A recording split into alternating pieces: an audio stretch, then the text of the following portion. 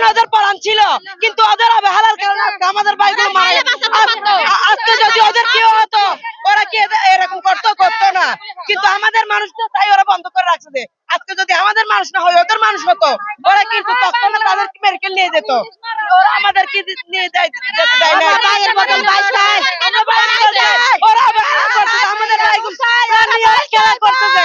আমাদের ভাইয়েরা এভাবে করতো না, ওদের অবহেলার কারণে আমাদের ভাইগুলো আজকে প্রাণ গেছে। প্রাণ গেছে, ওরা কিন্তু এখন মরণের বয়স হয় নাই, ওদের এখন মরণের বয়স হয় নাই, ওদের অবহেলার কারণে মরছে আমাদের ভাই। ওরা সব গেট ব্লক করে, এখানে যারা ম্যানেজার যারা দায়িত্বে ছিল এরা সবাই পালিয়ে গেছে, মালিকও পালিয়ে গেছে। এখন কি খাবার টাকা দেয় নাই, লোকগুলো সরানোর ব্যবস্থা করে নাই। ওরা উল্টারো বিষাক্তর পাউডার মারি দিছে, ওখানে রাখছে এমন ভাবে যেন দ্রুত লোকগুলো কিভাবে মারা যায়। আর এখানে যে যায় সত্যিটা বের করার জন্য ওরা যাওয়ার সাথে সাথে ওরা বেহুশ হয়ে যায়, অজ্ঞান হয়ে যায়, গ্যাসের পেটটা ফুলে থাকে। ওরা বিষাক্তর এখানে কি রাখছে এটা বের করে নাগে। মূলত যখন ঘটনাটা ঘটে 8:30টার দিকে, তখন আজকে ফ্রাইডে বন্ধের দিন, আজকে সেফটি অফিসাররা ছিল না মনে হয়। আর দ্বিতীয় কথা যে ওরা যখন সেফটি অফিসার ছাড়া ওইখানে ওরা গ্যাস নিষ্ক্রিয় করতে গিয়েছিল, যখন ওইখানে যখন ওরা কাটিং করতেছে, তাৎক্ষণিকভাবে এই গ্যাসটা আপনার ওই যে বাষ্প হয়ে চারিদিকে প্রায় 100-200 মিটার পুরো অক্সিজেন করে ফেলছে, নষ্ট করে ফেলছে, যার কারণে অক্সিজেন না পাওয়াতে অনেক রোগী ওইখানে স্পট ডেড হয়েছে। আর দ্বিতীয় কথা হচ্ছে যে প্রতিষ্ঠানে কোনো অ্যাম্বুলেন্স নাই, কোনো অক্সিজেন নাই। যদি আপনার অক্সিজেন থাকতো তাহলে তাৎক্ষণিক প্রাথমিক চিকিৎসা দিয়ে হলে প্রাণহানির ঘটনাটা কমতো। বিগত 6-7 মাস ধরে এখানে ফেরদৌস স্টিলে জব করতো। 8টার দিকে ডিউটিতে আসছে, এটা 8:30টার ঘটনা। এখানে 9টার মধ্যে মানে ও তখন ঠিক ছিল। এখানে আনার পর আর ওদেরকে আমরা বারবার বলছি, লাস্ট মানে ওকে আমাদেরকে দিয়ে দেন, আমরা ডাক্তার কাছে নিয়ে যাচ্ছি। এরা এখানে গাড়ি আনবে বলে এখানে 2টা ঘন্টা ওরা এখানে ফেলে রাখছে। 2 ঘন্টার মধ্যে এরা এখানে মারি ফেলছে।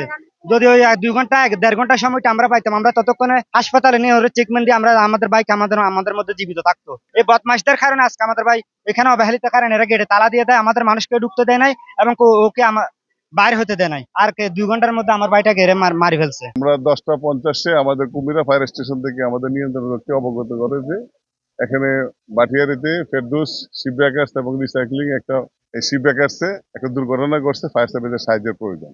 এবং সংবাদ পাওয়ার সাথে সাথে এখানে 2টা ইউনিট, 2টা গাড়ি, ফার্স্ট কল এবং সেকেন্ড কল গাড়ি আসে উইথ অ্যাম্বুলেন্স সহ। ওরা এসে এখানে প্রথমে 3টা লাশ এখানে আপনার উদ্ধার করে, ডেড বডি।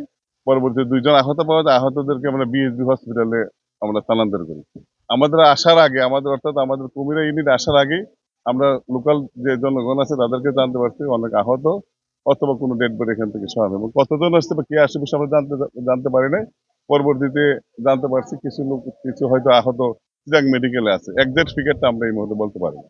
এটা আমরা সবাই জানি যে এলএনজি বেস একটা এই পুরাতন জাহাজ, এটা এই কাটিং এবং কাটিং এর কাজ চলতেছিল।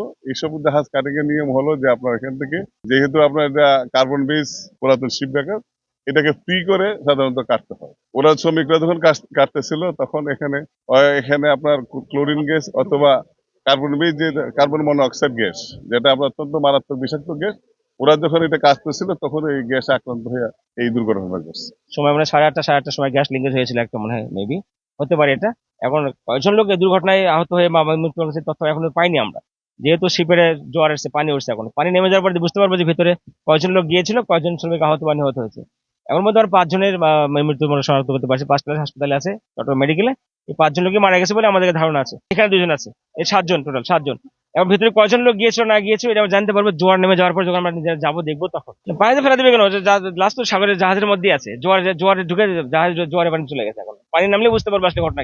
আমরা কর্তৃপক্ষকে ফোন দিয়েছে যে একটা দুর্ঘটনা ঘটছে, দ্রুত আমরা চলে আসছি আমরা, এবং ফায়ার সার্ভিস চলে এসে কাজ করছি। আমরা সকাল থেকে কাজ করছি। এটা দুর্ঘটনা তো বলা যাবে না, সেফটিটা তো কর্তৃপক্ষ তো সেফটি গ্রহণ করবে। এখানে দুর্ঘটনা ঘটে আসলে একসাথে বলা যাবে না এটা। তারপরে যদি কোনো কিছু থাকে অন্তত দেখবো আমরা আসলে, কোনো লিঙ্কেজ থাকে সেফটির বিষয়গুলো, নিরাপত্তা তারা সঠিকভাবে নিরাপত্তা না দিয়ে থাকে বা কোনো নিরাপত্তার ব্যবস্থা না করে থাকে, এটা আইনগত ব্যবস্থা পরে নেওয়া যাবে, তদন্ত করে বোঝা যাবে এটা আসলে।